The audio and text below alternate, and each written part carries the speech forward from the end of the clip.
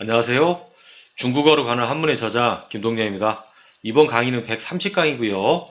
주검시의 기본을 두고 거기에서 파생된 글자 7글자를 배워보도록 하겠습니다. 오줌료, 똥시, 방귀비, 꼬리미, 구부리다 굴, 파내다 굴, 인쇄 솔질 쇠입니다. 자, 우리가 13강에서 주검시를 배운 적이 있습니다. 주검이라는 거는 우리가 죽음, 두자로 다시 바꾸면 죽음이죠. 죽은 사람, 원래 그런 뜻이지만 한문에서 이 글자가 들어간다고 해서 꼭 죽어 있는 것을 의미하는 건 아니고요. 이게 들어가 있으면 그냥 사람이다, 사람이다 그냥 이렇게 이해하시면 될 것 같습니다. 자, 첫 번째 글자는 오줌료, 두 번째는 똥시. 좀 그렇죠. 자, 하지만 내용을 좀 보도록 하겠습니다. 자, 주검시 안쪽에 보면 물이 들어가 있죠? 그렇습니다. 우리 몸에서 나오는 물을 얘기하는 건데요. 그 물을 오줌이라고 하죠? 자, 그래서 우리가 생활 속에서는 요강, 비뇨기과. 어린 친구들은 이 요강이 뭔지 잘 모를 수 있는데요. 옛날에는 방 안에서도 소변을 볼 수 있었습니다. 항아리처럼 생긴 그런 걸 보고 요강이라고 했었고요. 비뇨기과는 우리가 소변 보는 거나 이런 부분이 좀 아플 때 가는 병원이죠. 요자는 오줌요고요. 그 다음에 아래 글자를 보면 안에 쌀미가 들어가 있죠. 자, 쌀미 같은 경우는 우리가 예전에 24강에서 이렇게 배운 적이 있습니다. 그래서 실제로는 이런 모양이지만 이게 변형이 되어서 됐다고 말씀드렸었습니다. 쉽게 쓰는 방법은 나무 목자 위에다가 이렇게 점을 2개를 찍으면 쉽다고 말씀드렸었습니다. 자, 다시 앞으로 와서 그래서 우리 몸에서 나오는 우리가 쌀을 먹고 나오는 게 뭐죠? 그렇습니다. 똥입니다. 그래서 똥시라고 하겠습니다. 그래서 이 글자는 오줌료 똥시입니다.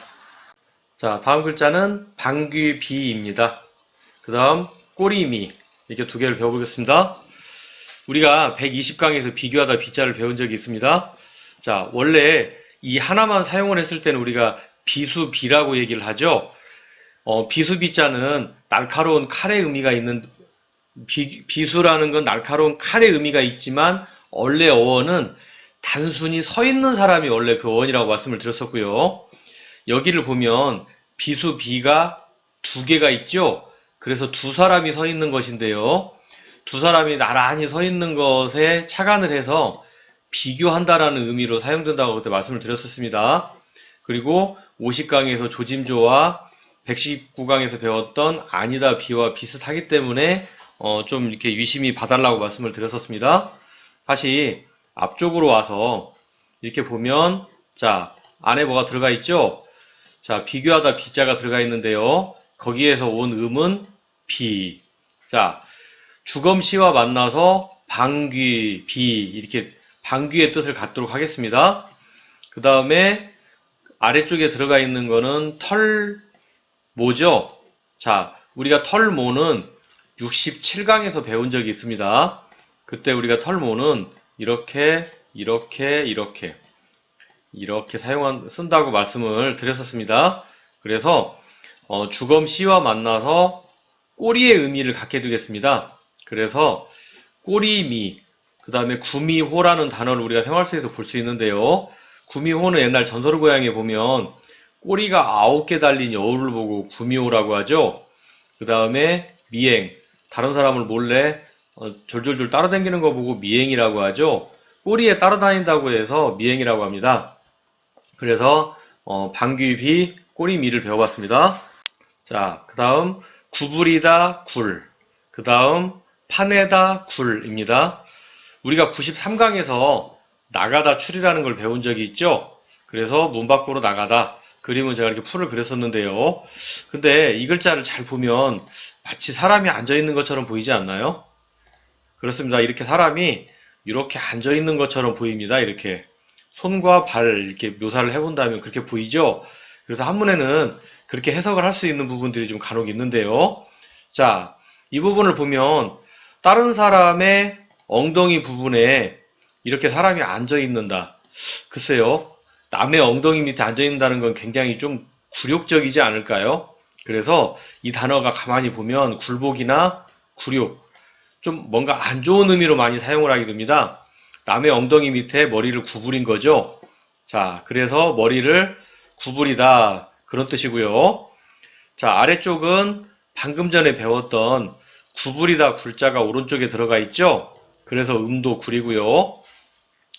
뜻을 나타내는 부분은 왼쪽에 있습니다. 그래서 왼쪽에 보면 이렇게 손숫자가 보이죠? 그래서 뜻은 손으로 하는 거, 손으로 하는 거 중에 손으로 파는 거, 이런 의미를 갖게 됩니다. 그래서 이 글자는 발굴이나 또는 채굴, 이런 단어를 우리가 생활 속에서 볼 수 있습니다. 그래서 구부리다 굴, 파내다 굴을 배워봤습니다.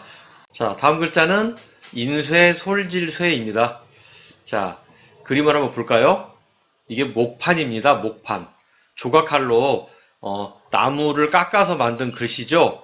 그 다음에 이거를 인쇄하려면 예전에는 이렇게 천에다가 먹물을 묻혀서 이 목판에다가 그 새카만 먹을 묻힌 다음에 이렇게 종이를 얹어서 수건으로 톡톡톡톡 두드리면 이렇게 찍혀서 나오는 형태죠.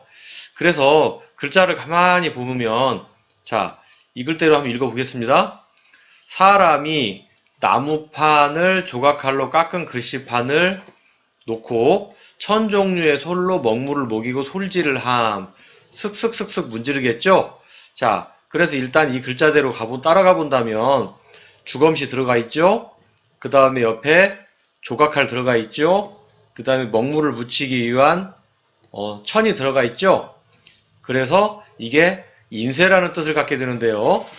우리가 솔질, 양치질하는 것도 솔질이죠?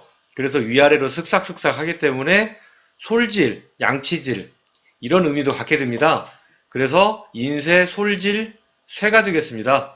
생활 속에서는 인쇄가 있겠죠? 그래서 쇠자는 인쇄, 솔질, 쇠가 되겠습니다. 그래서 우리가 130강에서 주검시의 기본을 두고 거기에서 파생된 글자 7자를 배워봤습니다.